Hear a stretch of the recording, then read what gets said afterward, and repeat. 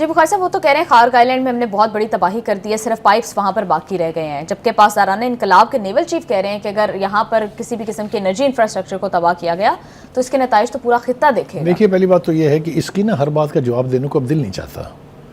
ये जिस किस्म की बढ़ के मार रहा है ना बैठ के वहाँ पर, उन्हें कहें अगर आप में इखलाकी जुर्रत है तो आपके जो अड्डे आपने कायम किए हुए थे खलीज के ममालिक में, ज़रा उनकी वीडियो तो जारी करें ना कि वहाँ आपके साथ हुआ क्या है।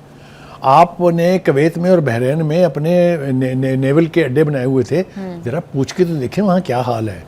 जो कुछ इन्होंने इराक के अंदर किया हुआ था वहाँ ज़रा पूछें क्या हाल है। तो इसलिए ये हाफ ट्रूथ जो है ना, उसको सुन के उसका जवाब देने को दिल नहीं चाहता।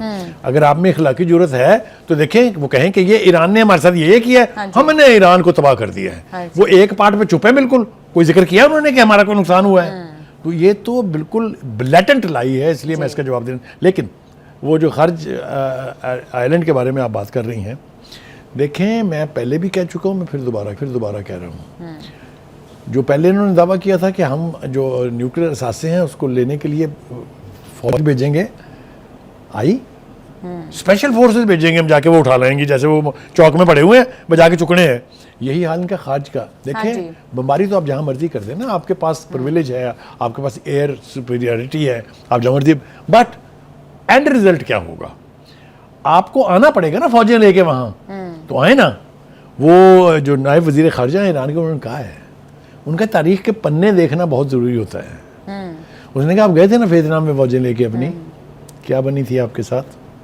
आप इराक में गए थे फौजें लेके, आप अफगानिस्तान में गए थे फौजें लेके, क्या हुई आपके साथ? अब चड्डियाँ छोड़ के भागे आप, हेलीकॉप्टरों के स्टैंडों से लटक के भागे आप। ये तो आप काफी टाइम से, जब ये जंग शुरू हुई थी, इनफैक्ट उससे पहले से आप कह रहे थे कि अगर अमेरिका ने फुट सोल्जर्स भेजे तो ये वियतनाम और ये बिल्कुल एब्सोल्युटली यही होगा। दूसरी बात ये है कि लुक एट, वो अपीलें कर रहा है मदद की। ईरान क्या कह रहा है? वो कह रहा है जिस मुल्क ने भी इनका जो एयरक्राफ्ट कैरियर है ना, फोर्ड ना, उसके साथ किसी किस्म की मुआवनत की अपनी खैर मनाए।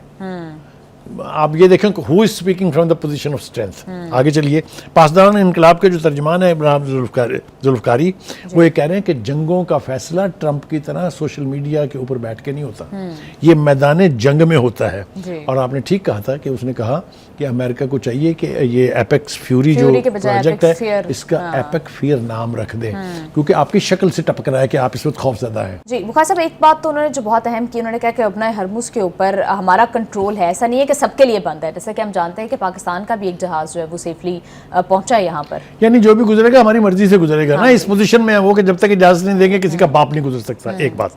दूसरी बात ये है कि ये उन्होंने जंग के अगले रोज, जब शुरू हुई है जंग, अगले रोज कह दिया था कि अब आपसे बातचीत नहीं हो सकती, इसलिए कि आपने हमें 2 दफा बिट्रे किया है, तीसरी दफा हम होने के लिए तैयार नहीं है। लिहाजा ये दावा कि जी हमारी कम्युनिकेशन हो रही है उनके साथ, इज ऑल नॉनसेंस।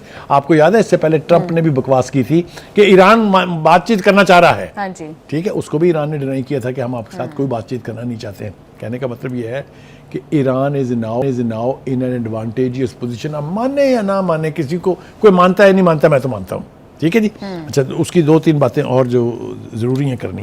एक तो ये कि मैंने बता दिया आपको कि उन्होंने फोर्ड को जिसने भी कोऑपरेशन किया, सहूलतकारी की, उसकी खैर नहीं है, ये भी उन्होंने कह दिया।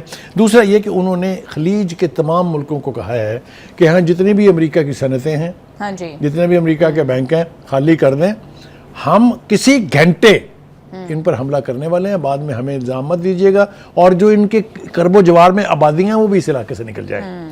आप बताएं कौन है पोजीशन में कमांडिंग? बिल्कुल बुखार साहब, ईरान है। अब पाकिस्तान के रोल के ऊपर बुखार साहब मुझे आपसे बात करनी है कि पाकिस्तान के हवाले से अब्बास अरागची साहब ने ट्वीट भी की है, उसमें उन्होंने पाकिस्तान का शुक्रिया भी अदा किया, भी हमारा जो है एक बहरी जहाज़ वो सेफली यहाँ पहुँच भी गया है। तो what do you think, Pakistan इसमें किस किस्म का रोल प्ले कर रहा है? Pakistan is only one country in the world जो अमेरिका के साथ भी कम्युनिकेशन में है, जो ईरान के साथ भी कम्युनिकेशन में है। तीसरी जो बहुत बड़ी एडवांटेज है वो ये है कि खलीजी रियासतें जितनी भी हैं उनके बीच शटल डिप्लोमेसी भी सिर्फ हमारी है।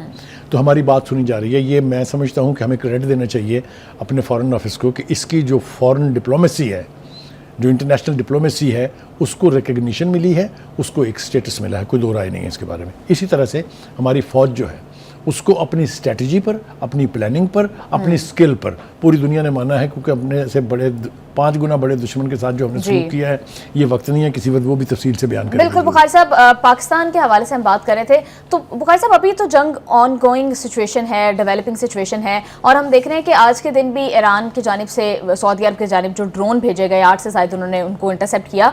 तो अगर एक ऐसा पॉइंट आ जाता है जहां पर पाकिस्तान को सऊदी अरब और ईरान में से किसी एक को चूज करना पड़ता है, क्योंकि हमारे सऊदी अरब के साथ डिफेंस पैक्ट है, तो देन पाकिस्तान क्या करेगा? देखिए, पहली बात तो ये है कि अभी तक भी उन्होंने सऊदी अरब की किसी अपनी मलकियत की जगह के ऊपर हमला नहीं किया है। ये सारे हमले उन जगहों पर हुए हैं, अमेरिकन सफारत खाना, अमेरिकन बेस, अमेरिकन जहाज, अमेरिकन बैंक्स, अमेरिकन अब आगे जो बाकी उनकी सनतें वगैरह हैं।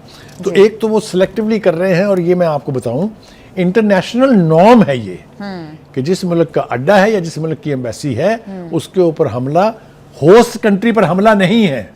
ये याद रखें, ये रिकॉग्नाइज्ड फैक्ट है, ये जिनीवा कन्वेंशन है, ये यूनाइटेड नेशन चार्टर है।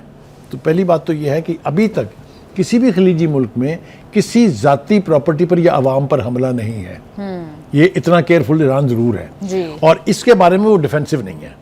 इसके बारे में वो कह रहा है कि हमने आपको जंग शुरू होने से हफ्तों पहले बता दिया था कि हमारे पास इसके अलावा कोई चारा नहीं है कि अगर अमेरिका ने हम पर हमला किया हम उनकी इन सारी फैसिलिटीज को पढ़ेंगे। बिल्कुल बुखारी साहब, इराक में भी उनके दारुल हुकूमत पर ईरान ने भी जो सबसे अब तक का सबसे शदीद हमला किया, कुछ पॉलिसी चेंज आप देख रहे हैं, जरा क्विकली बताइएगा। नहीं, पॉलिसी चेंज कोई नहीं है, ये उनका स्टेटेड पोजीशन है। क्योंकि एक बात याद रखिए कि 3.5 साल रहने के बाद उस 3-4 एयर बेसिस उनके पास हैं और उनके स्टेशन के बैरक्स हैं जिसके अंदर वहां के फौजी रहते हैं। बिल्कुल बुखारी साहब, इसलिए Iraq is a vulnerable target. जी बुखारी साहब।